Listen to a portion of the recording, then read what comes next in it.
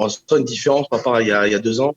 Là, il y a des contrôles dans tous les sens, des contrôles de papier, des contrôles de masques aussi, pareil. On sent comme une mission d'être ici, sans vouloir être non plus les plus grandes sadikim au monde. C'est se rend près de la tombe de Rabbeinu et on épanche le cœur et on lui demande d'intercéder pour notre réparation.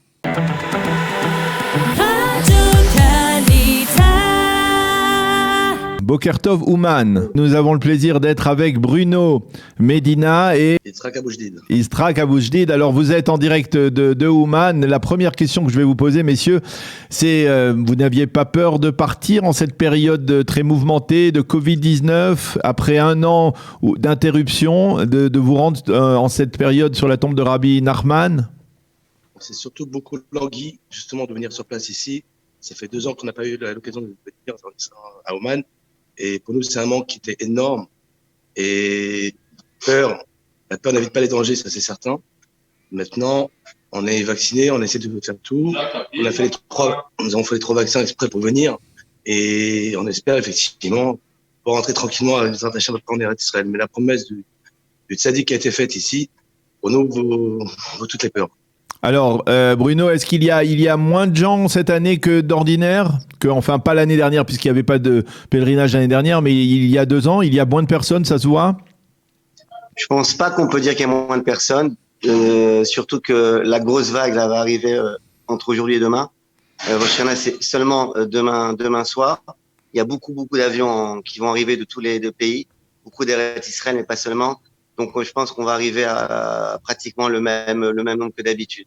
Vous savez, c'est comme, tu sais, Daniel, c'est comme retrouver, je pensais à ça tout à l'heure, c'est comme si on avait pas vu un très très bon ami, ou notre meilleur ami depuis très longtemps et qu'on le retrouve. C'est beaucoup d'émotions de revenir ici. C'est d'un côté, c'est dur, c'était dur de pas pouvoir être là l'année dernière, mais d'un autre côté, cette coupure, ça a fait que donner encore plus d'envie d'être là et de retrouver le tioun, de retrouver l'ambiance, de retrouver tout ce qu'il y a, tous les amis, tout ce qu'il y a ici pour nous enchanter, nous donner Bezrat Hashem une bonne année à tous et prier pour l'Am Israël Bezrat Hashem, chacun avec ses connexions. Alors, rassurez-nous, les autorités ukrainiennes, elles ont pris toutes les dispositions. Est-ce qu'il y a des restrictions sanitaires qui sont imposées à Ouman?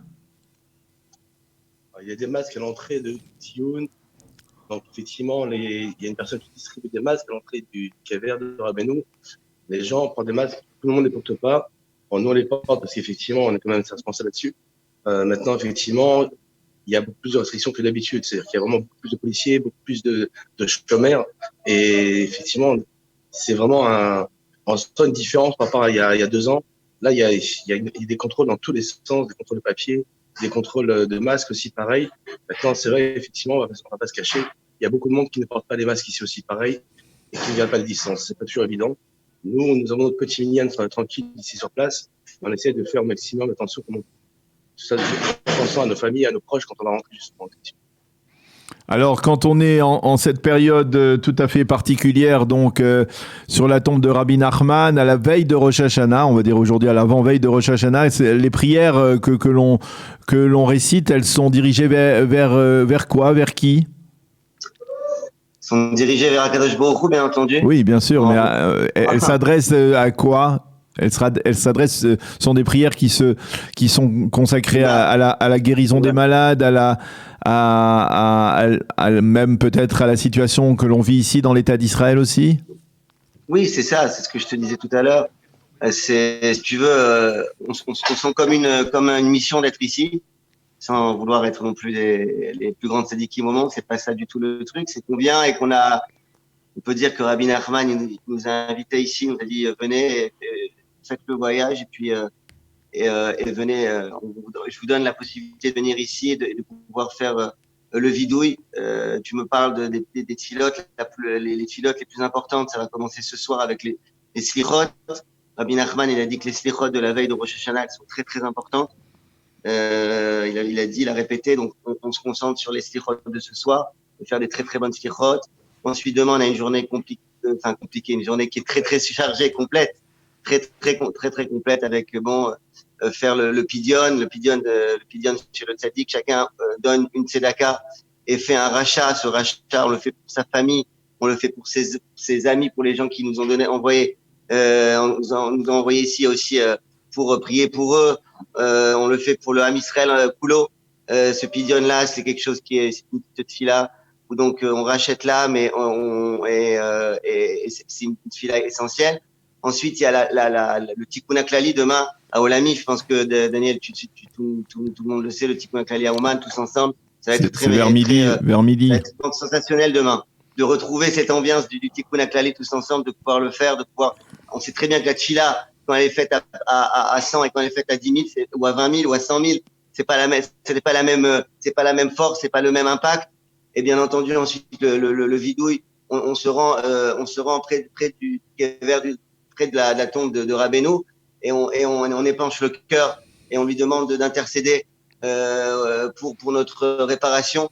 On sait très bien combien on fait pour récupérer nos pertes dans tous les sens du terme. On a des pertes pendant l'année, on a des choses qu'on a perdues tout au long de notre chemin, si long ou si court, je sais pas, sur la terre. Il faut retrouver ces pertes. Le tzaddik, il a marqué dans ses livres que c'est l'endroit pour retrouver ces abédot. Et on a le bitachon que Bezrat Hashem, il va nous aider à ça. Et donc demain, on énonce toutes nos fautes. On n'a pas peur de dire qui on est. On doit arriver à un émet, à un vrai émet. Et Bezrat Hashem, chacun où il est, il va pencher son cœur et à Barechou du premier jour de Rosh Hashanah, de la veille, il a dit Rabbeinu qu'on passait le din directement. On est sommaire sur ça. On a la confiance. Eh bien, Bruno Medina et Yitzhak, dont je ne me souviens pas le nom, mais en tout cas, on vous souhaite de prier comme il le faut ici, là-bas sur la tombe de Rabbi Nachman de Breslav, pour vous et pour votre famille, vos familles et pour l'ensemble du Ham Israël. Merci d'avoir été avec nous, de nous avoir fait partager un petit peu de cette ambiance à Ouman aujourd'hui. Ouman, retour à Ouman après 2 années d'interruption à cause du Covid. On vous souhaite de bonnes filotes et Shana Tova à vous. Shana Tova, Daniel. Radio